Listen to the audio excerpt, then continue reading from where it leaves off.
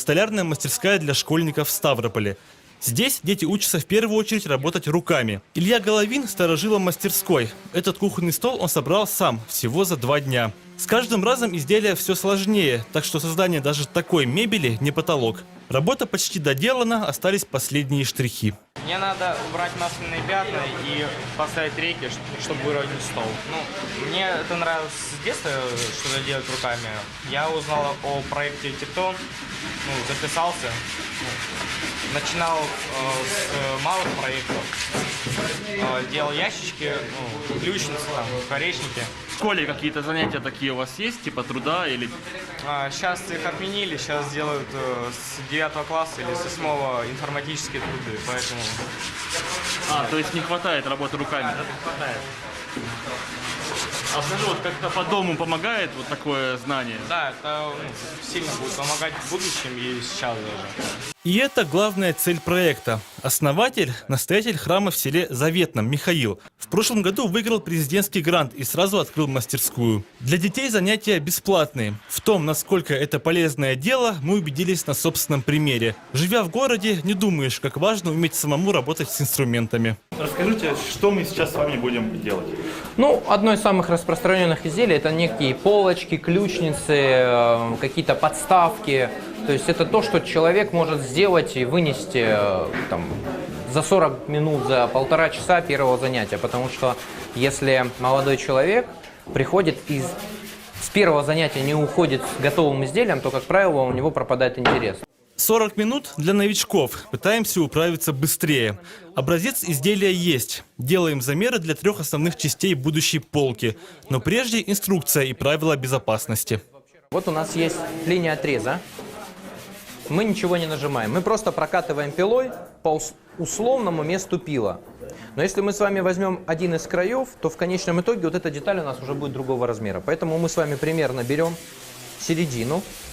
Поднимаем всегда кверху. Вот вы прокатили по детали. Вы видите, что вы попали. Поднимаете наверх. Так.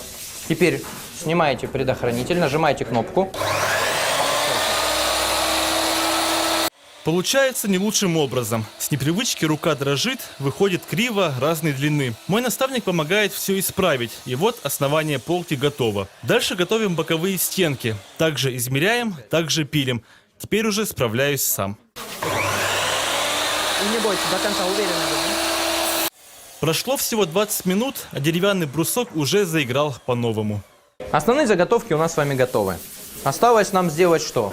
Мы можем оставить полочку, в принципе, и такую. Можем сделать скос под 45 градусов. Можно сделать выпил во внутреннюю часть. Давайте, чтобы немного отличаться, сделаем окружность. Внутреннюю или наружную? Внутреннюю. Преподаватель настаивает, делай так, как считаешь нужным, потому что в столярном деле никуда без творчества. Нужный узор выпиливаем лобзиком. Тут без подготовки не справиться, по крайней мере мне. Так что наставник помогает.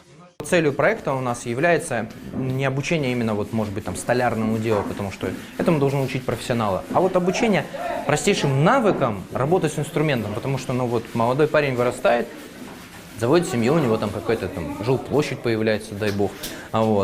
И встает вопрос, то есть что-то отпилить, что-то доделать, домой шкафчик собрать.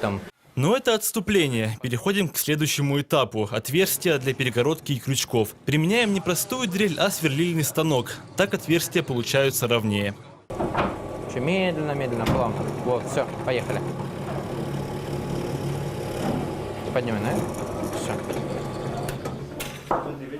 Чуть-чуть, конечно, ниже. На самом деле, никто не говорил, что получится с первого раза и быстро.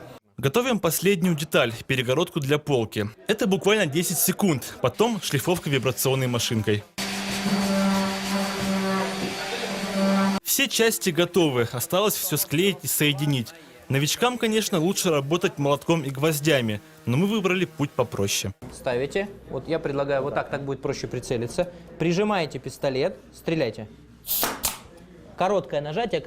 И последний штрих – покраска. И раз это творчество, то и цвета своих изделий тут каждый выбирает сам. Вот такая декоративная полка получилась у нас примерно за 40 минут. И несмотря на то, что, как выяснилось, навыки у меня не самые выдающиеся, вышло в итоге не так уж плохо. Что Да, скажете? получилось отлично. Самое главное, с пользой провели время. Самое главное, вы приобрели новые навыки. И самое главное, вы поняли, что нет ничего невозможного. Самое главное, это желание. Желание созидать и делать что-то своими руками. Меньше чем за час освоил сразу 3 инструмента. Такие занятия – настоящая альтернатива уже забытым урокам труда советских времен и начала нулевых. Сейчас во многих школах их заменяют занятиями по информационным технологиям. Главное, что большинство дополнительных уроков, в том числе и в этой мастерской, абсолютно бесплатные. Илья Следигов, Артем Мерзленко, Вести, Ставрополь.